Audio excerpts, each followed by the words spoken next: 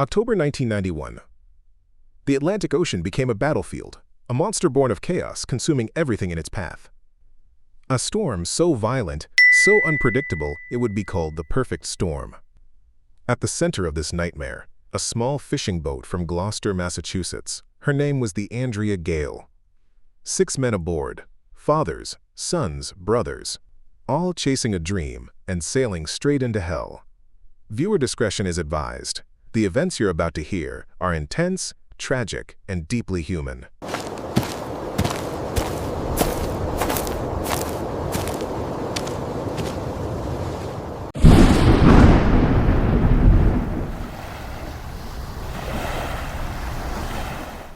Gloucester, Massachusetts, the oldest seaport in America.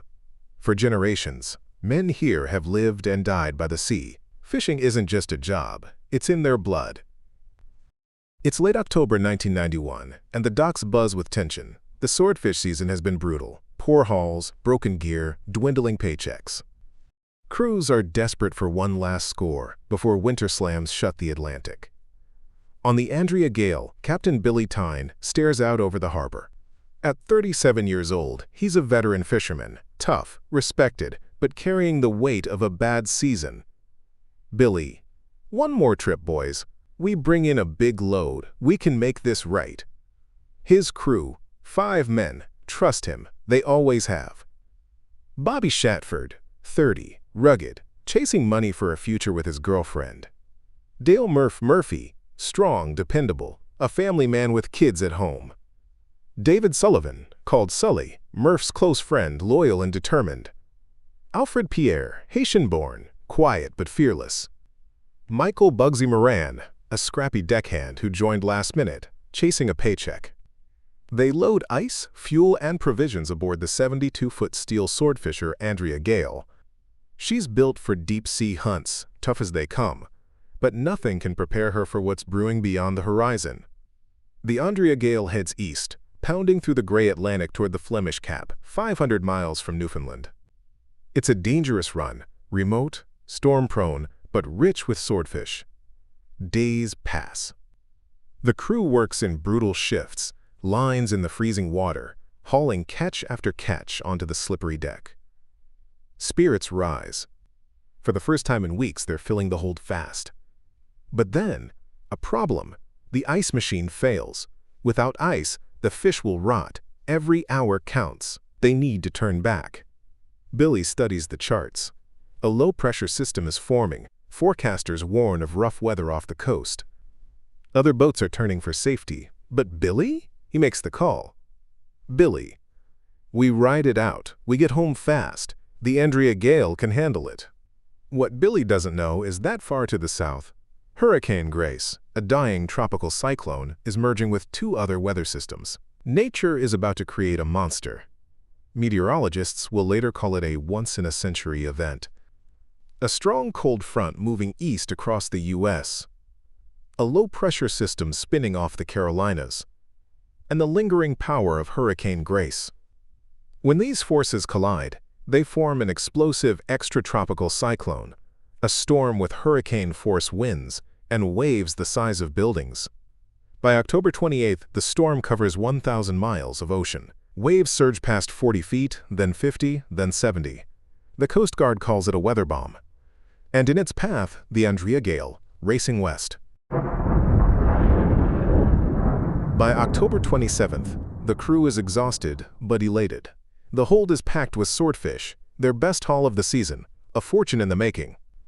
But with the ice machine down, every hour the fish sits, it loses value. Billy Tyne knows the storm warnings, knows the risk, but Gloucester calls. He gets on the radio. Other captains are already running for safe harbor. Warnings flood the airwaves. Big blow coming, Billy. Don't chance it. Billy's voice crackles back. We're coming home. That decision would be his last. Murph. You sure about this, Billy? Forecast ugly?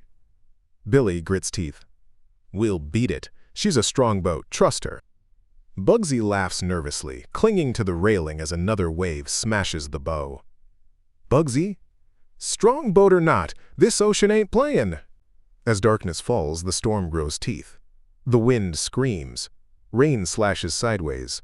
The sea rises like a living thing, black and merciless. And the Andrea Gail keeps pushing west. The storm is now a monster.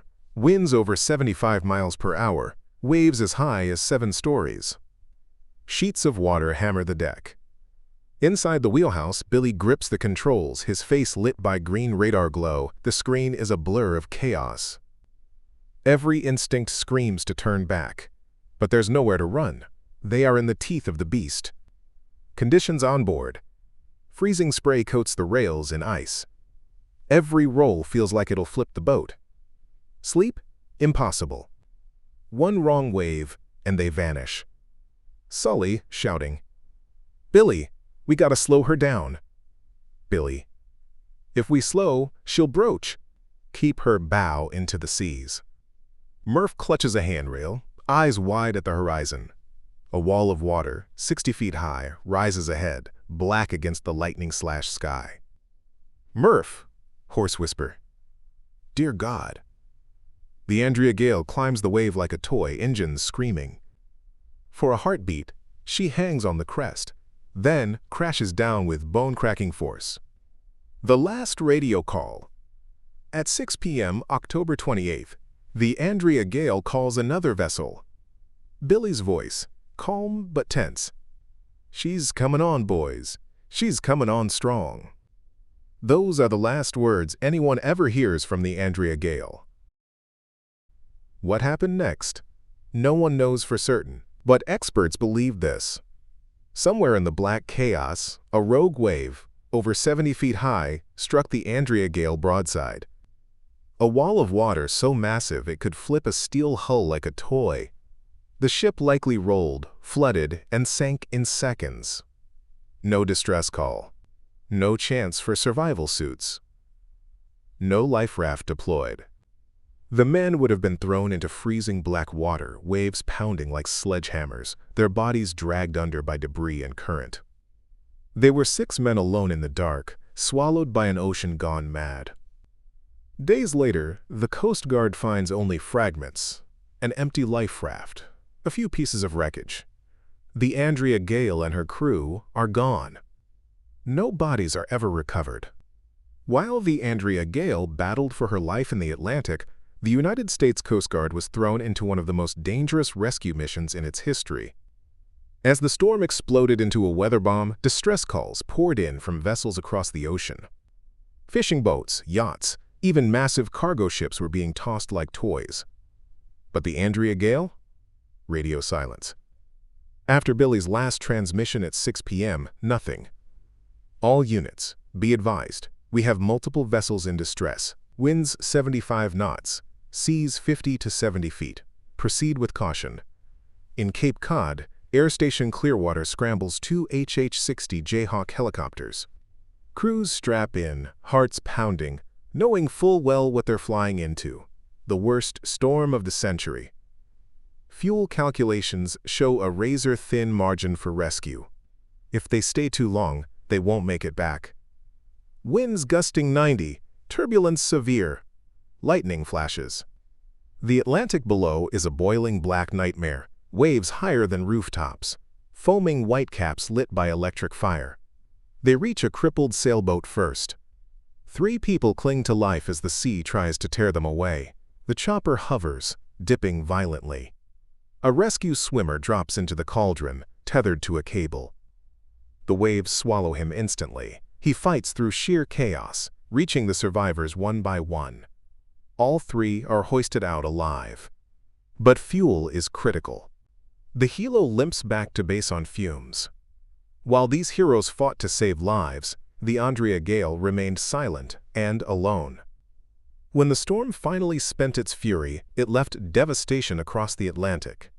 13 confirmed dead. Millions in damages along the East Coast. Hundreds of rescues. But the Andrea Gail was still missing. For 10 days, the Coast Guard searched ships, planes, helicopters, scouring thousands of square miles. Nothing. Then, a grim discovery. An empty life raft. A few fragments of hull. Buoys with the name Andrea Gail. No men, no bodies, no answers. Families on shore. Gloucester's docks became a vigil of grief. Wives, girlfriends, and children stood in the cold, staring at the horizon, praying for a miracle that never came. Bobby Shatford's girlfriend clutched his photo. Murph's kids asked when Daddy was coming home. The hardest truth: he wasn't. The sea had claimed them all. Meteorologists called it the perfect storm, a term that would enter the language forever. Technically, it was an extratropical cyclone, but to the men who faced it, it was something far worse: an unstoppable force of nature. The energy of the storm rivaled a Category 3 hurricane. Waves were confirmed at 100 feet in some spots, the highest ever recorded in the Atlantic. Impact on science and safety. NOAA upgraded forecasting systems after 1991. Fishermen began carrying better emergency gear, EPIRBs, and survival suits. But even with modern tech, the ocean remains a predator. The story of the Andrea Gail became immortal through Sebastian Junger's 1997 book The Perfect Storm and the 2000 blockbuster film starring George Clooney as Billy Tyne. But beyond Hollywood, this is a human story, a tale of courage, hope, and the brutal truth that sometimes the sea wins. 6 men chased a dream into the dark Atlantic. The storm gave them no mercy, and the ocean kept its secret. The ocean has always been a mystery. It feeds us, tests us, and, at times, takes from us without warning. In October 1991, 6 men went to sea aboard the Andrea Gail. They were chasing something more than just fish. They were chasing purpose, a paycheck, a way forward, something to be proud of. They knew the risks. All fishermen do. But no one could have predicted that storm. A once-in-a-lifetime convergence of raw energy, violence, and fury. It wasn't just a storm, it was a perfect storm. Captain Billy Tyne, Bobby Shatford, Murphy, David Sully Sullivan, Alfred Pierre, Bugsy Moran. Their names are etched into the heart of Gloucester. Their story, a reminder that even the strongest among us can be humbled by nature. And yet, they lived as they died, with courage, grit, and the sea in their blood. Thank you for watching. If this story moved you, please subscribe to this channel for more real-life survival and disaster documentaries. Leave a comment below and share your thoughts about the storm, the men, or your own experiences with the sea. Subscribe now, and never forget the story of the Andrea Gail.